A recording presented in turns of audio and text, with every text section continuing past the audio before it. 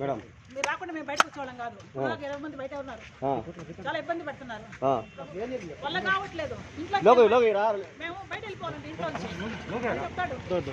మా అమ్మ నన్ను అక్కడ కొడుతున్నారండి. ఇక్కడ ఎక్కడ మేడం? కాలేజ్ దగ్గర ఏమైనా పంపించరా? ఒక్క నిమిషం మేడం. మేడం అసలు ఏం జరిగింది?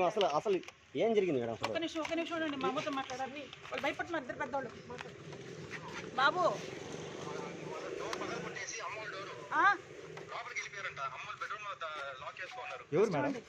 ఎవరో గుండాలండి ఎన్వి ప్రసాద్ పంపించారని చెప్తున్నారు. సంధ్యా థియేటర్ మేనేజర్ మాధవరెడ్డి, ధనకుమార్ రెడ్డి, గాజుల మండ్యం వాళ్ళ తాలూకు మనుషులట. ఇప్పుడు దాకా ఉన్నారు 20 మంది ఇక్కడ.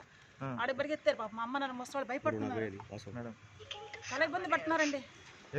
3 సంవత్సరాలుగా ఆస్తి కోసం మా ఆయన కాలేజీ నాకు అప్పగిస్తావా సస్తావా అని కూర్చున్నాడు. ఎవరో ఏదో చేస్తారండి. మా ఆయన బంధువులు ఆయన ఇద్దరు కూతురు ఇబ్బంది పడుతున్నారంటే ఆస్తులు కావాలని చెప్పి, కాలేజీలు కావాలని చెప్పి చాలా రోజులు ఇబ్బంది పడుతున్నారు. నానా రకాలుగా చాలా అవస్థ పడుతూ ఓడ్చుకుంటూ వస్తున్నాను. ఈ రోజు మా అమ్మ నన్ను ఎక్కడ నాకు నేను మాట్లాడటం కాదు, ముందు వాళ్ళని సేవ్ చేయాలా. హలో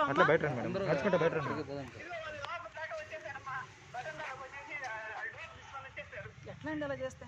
పెద్దోళ్ళు మీరు వెళ్ళండి ప్రభు అక్కడికి. అంటే గుండాలను ఎవరు పంపించారంటారు మేడం? ఎన్వి ప్రసాద్ పంపించారంటండి. వాళ్ళు చెప్పడమే. వచ్చిన మాధవ్ కాలేజ్కి వెళ్ళండి. నేను కూడా మా దగ్గర కూడా ఏమి వెహికల్ లేదు, మీరు వస్తే అక్కడికి వెళ్దాం. అంటే మీ హస్బెండ్ మాకేం తెలియదు అని అంటున్నాడు. ఆయన అట్లే చెప్తారండి బాబు. సాక్ష్యాలు, కోర్టులు, గొడవలు చాలా ఉన్నాయి. ఇప్పుడు నేను మీతో మాట్లాడుతుంటే అక్కడ మా అమ్మ నాన్నకేమైనా అవుతుంది. ఓకే రండి మేడం. చెప్పేదేనా తమ్ముడా? ఏంది చెప్పు ధర్మం ఇదే. నేను డ్రాప్ చేసుకుంటుంటే సంసార పరిచయంగా లేదు. మేడం చెప్తాను కదా సార్. మేడం చెప్తే తీసుకున్నారు కదా అనుకోండి. అంటే మీ వాదన చెప్పాలి కదా సార్. నా వాదన ఏమి లేదు.